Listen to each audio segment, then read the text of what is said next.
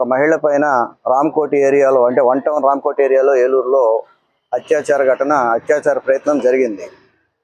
ఒక ముగ్గురు కుర్రాళ్ళు భర్తకు మద్యం తాగించి అత్యాచారం చేయడానికి ప్రయత్నం చేస్తే అక్కడ ఇంకో కుర్రాడు చూసి ఆ విషయాన్ని 100కి ఫోన్ చేస్తే 100కి ఫోను వెళ్ళలేదని, 100 నుంచి స్పందించకపోతే స్టేషన్కి వెళ్ళి కంప్లైంట్ ఇవ్వాల్సి వచ్చిందని కొన్ని పేపర్లో కథనాలుగా వచ్చింది.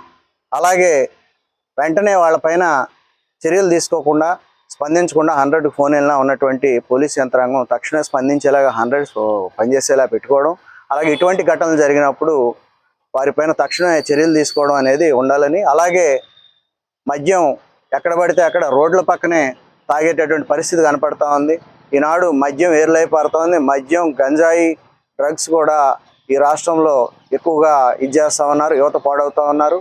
దాంతోపాటు అశ్లీల సినిమాలు, అశ్లీల కంటెంట్ ఎక్కువగా ఫోన్లో రావడం అనేది కూడా ఈరోజు అత్యాచారాలకు కారణం అవుతూ ఉంది. కాబట్టి ఇటువంటి వాటిపైన నియంత్రణ పెట్టాలని ప్రభుత్వం, నియంత్రణ పెట్టడం ద్వారా, నియంత్రించడం ద్వారానే ఈ అత్యాచారాలని నియంత్రించడానికి కుదురుతుందని చెప్పి సిపిఐగా, సిపిఎంగా మేము డిమాండ్ చేస్తూ ఉన్నాం. ఈరోజు జేసీ గారిని కలిసి కలెక్టర్ గారికి, జేసీ గారికి మెమోరాండం ఇవ్వడం కోసం కలిసి ఇవ్వడం జరిగింది. అయితే వీటిపైన మా దృష్టిలో ఉంది, మేము చర్యలు తీసుకుంటామని చెప్పడం జరిగిందనమాట. కిషోర్జీ ఫ్రంట్కి రండి.